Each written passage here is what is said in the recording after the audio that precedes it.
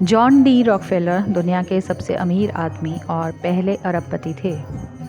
25 साल की उम्र में वे अमेरिका में सबसे बड़ी तेल रिफाइनरियों में से एक के मालिक बने और 31 साल की उम्र में वे दुनिया के सबसे बड़े तेल रिफाइनर बने।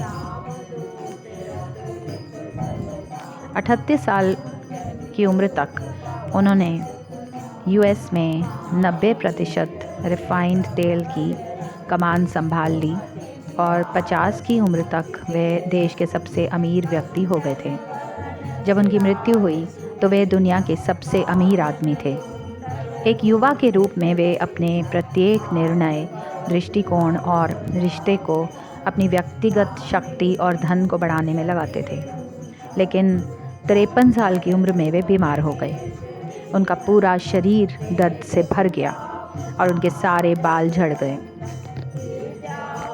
नियति को देखिए, उस पीड़ादायक अवस्था में दुनिया का एकमात्र अरबपति जो सब कुछ खरीद सकता था, अब केवल सूप और हल्के से हल्के स्नैक्स ही पचा सकता था।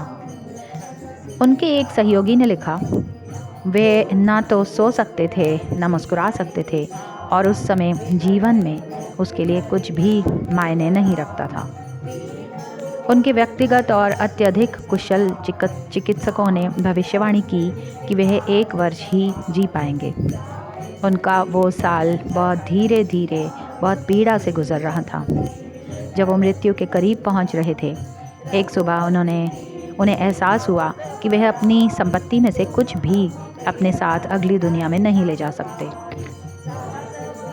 जो व्यक्ति पूरी व्यापार की दुनिया को नियंत्रित कर सकता था, उसे अचानक एहसास हुआ कि उसका अपना जीवन ही उसके नियंत्रण में नहीं है। उनके पास एक ही विकल्प बचा था। उन्होंने अपने वकीलों, अकाउंटेंट और प्रबंधकों को बुलाया और घोषणा की कि वह अपनी संपत्ति को अस्पतालों में, अनुसंधान के कार्यों में और धर्मदान के कार्यों के लिए उपयोग में लाना चाहते हैं। जॉन डी रॉकफेलर ने अपने फाउंडेशन की स्थापना की। इस नई दिशा में उनके फाउंडेशन के अंतर्गत अंततः पेनिसिलिन की खोज हुई।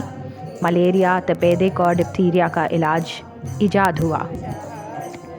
लेकिन शायद रॉकफेलर की कहानी का सबसे आश्चर्यजनक हिस्सा ये है कि जिस क्षण उन्होंने अपनी कमाई का हिस्सा धर्मार्थ देना शुरू किया, उसके शरीर की हालत आश्चर्यजनक रूप से बेहतर होती गई। एक समय ऐसा लग रहा था कि वह 53 साल की उम्र तक ही जी पाएंगे, लेकिन वे 98 साल तक जीवित रहे। रॉकफेलर ने कृतज्ञता सीखी और अपनी अधिकांश संपत्ति समाज को वापस कर दी, और ऐसा करने से वे न केवल ठीक हो गए बल्कि एक परिपूर्णता के एहसास में भर गए। उन्होंने बेहतर होने और परिपूर्ण होने का तरीका खोज लिया। ऐसा कहा जाता है कि रॉकफेलर ने जन कल्याण के लिए अपना पहला दान स्वामी विवेकानंद के साथ बैठक के बाद दिया और उत्तरोत्तर वे एक उल्लेखनीय परोपकारी व्यक्ति बन गए। स्वामी विवेकानंद ने रॉकफेलर को संक्षेप में समझाया कि उनका ये परोपकार गरीबों और संकटग्रस्त लोगों की मदद करने का एक सशक्त माध्यम बन सकता है। अपनी मृत्यु से पहले उन्होंने अपनी डायरी में लिखा, मुझे जीवन ने काम करना सिखाया। मेरा जीवन एक लंबी सुखद यात्रा है, काम और आनंद से भरपूर। मैंने राह की चिंता छोड़ दी और ईश्वर ने मुझे हर रोज़ एक अच्छाई से नवाजा। देने का सुख ही जीवन जीने का सुख है। दुनिया की सारी दौलत से ज़्यादा ज़रूरी है मन की शांति। आप वो काम भले ना करें जिससे खुदा मिले, पर वो काम ज़रूर करें जिससे दुआ मिले। और ये कहानी मुझे भेजी थी गिरिराज जी ने। उनका बहुत बहुत धन्यवाद।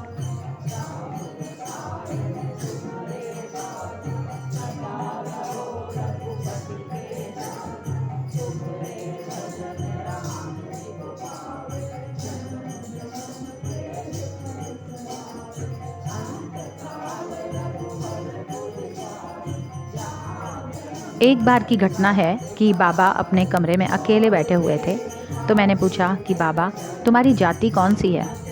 बाबा ने मुझे अपने पास बुलाया और खींच कर एक तमाचा दिया और बोले, मेरी जाति तोए पतों पर गई। मैंने सोचा कि यदि कुछ और कहा तो दूसरे गाल पर भी एक चांटा और पड़ जाएगा। मैं चुप्पी मारकर बैठ गया। गर्मियों की छुट्टी और मेरी कैंची यात्रा दोनों का संबंध दो पक्की सहेलियों जैसा हो गया था। जब मेरे ऊनी कपड़े, स्वेटर और गुलूबंद धुलने लगता, घर वाले समझ जाते कि मैं कैंची जाने की तैयारी कर रहा हूँ। कैंची में कुछ ऐसा सीखने को मिलता था जिसका वर्णन नहीं कर सकता। सबसे ज़्यादा प्रिय और आनंद देने वाला प्रसंग तो बाबा का सानिध्य था, जहाँ विवेक, ज्ञान, विरक्ति, रति, शील, सौजन्य, मुदिता और मैत्री की सभा जुड़ी रहती थी। मैंने महाराज जी को कभी उपदेश करते हुए नहीं सुना। कमरे में बैठकर किसी को उपदेश किया हो, ये मुझे विदित नहीं। महाराज जी की ये विशेषता थी कि वे इतना खिलाते थे कि मनुष्य भूल जाता था वे किस लिए यहाँ आया है। उनका प्रवचन भंडारा ही था। जोड़ो मत, बस खाओ और खिलाओ, यही उनका अनूठा भंडारा था। महाराज जी के प्रति सबको आस्था थी, विश्वास था, यहाँ तक कि मुझ जैसे कम उम्र के बालकों में भी उनके प्रति अटूट निष्ठा थी। मुझे मालूम था कि ये बाबा वही हैं जिन्होंने गाड़ी रोक दी थी। दुनिया की गाड़ी भी बाबा के बिना नहीं चलती। भला बताइए, बिना गुरु कृपा कुछ भी संभव है? गोस्वामी तुलसीदास जी ने एक स्थान पर लिखा है, गुरु बिन भव निधि तरह न कोई, जो बिरंची शंकर सम होई। एक घटना है कि मैं पढ़ता नहीं था, परंतु बाबा ने कहा कि सेकंड डिवीज़न पास हो जाएगा। मैं इस खुशी में कुछ मेहनत के साथ पढ़ा और पास हो गया। गुरुदेव की वाणी में प्रेरणा थी, शक्ति थी और था वरद सौभाग्य।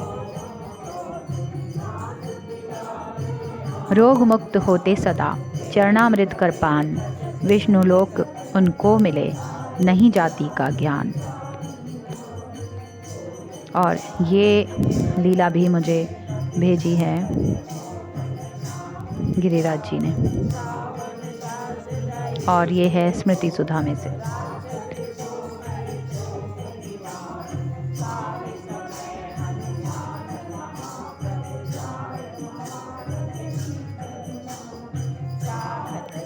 If someone is falling behind in life, you don't have to remind them. Believe me, they already know. If someone is unhealthy, they know. If someone is struggling in their relationships, with money, with self-image, they know.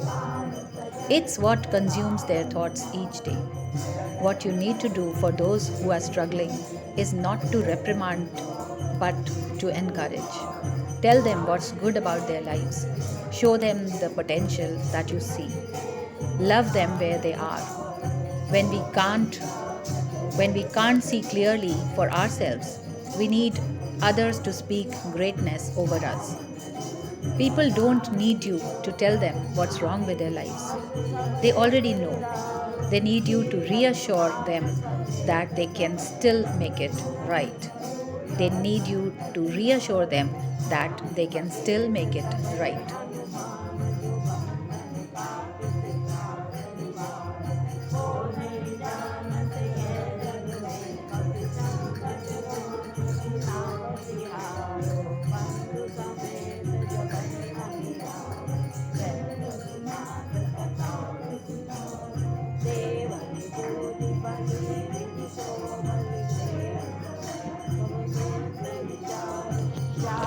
आठ अक्टूबर 2017 की शाम करीब 5:30 बज रहे थे।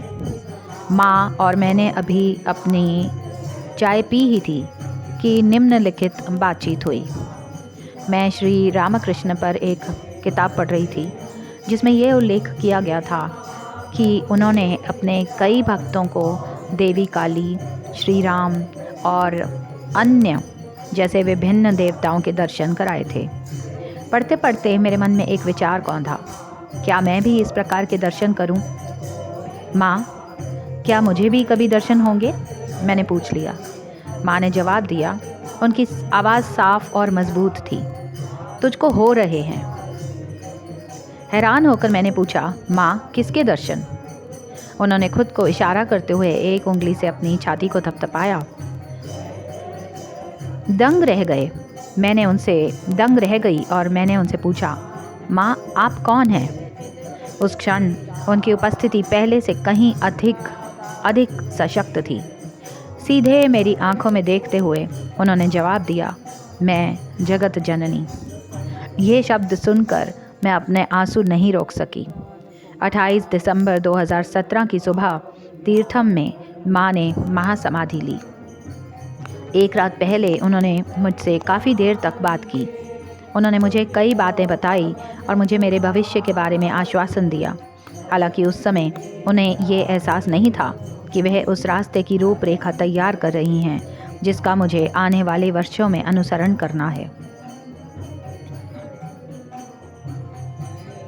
इससे पहले कि वह अपने बिस्तर पर लेटती, उन्होंने मुझे अपने पास बुलाया और मुझे अपने पास रखा। मैंने देखा कि उनकी आंखें भर आई थीं। मुझे नहीं पता कि मेरे मन में ये सवाल क्यों उत्पन्न हुआ। माँ, आप मुझको छोड़कर तो नहीं जा रहे हो? उन्होंने जवाब दिया, कभी नहीं छोड़ूंगी। माँ, वादा? मैंने धीरे से कहा। उनका आखिरी शब्द था वादा। और ये प्रसंग है श्री सिद्धि माँ पुस्तक में से जो जया प्रसाद द्वारा लिखी गई है।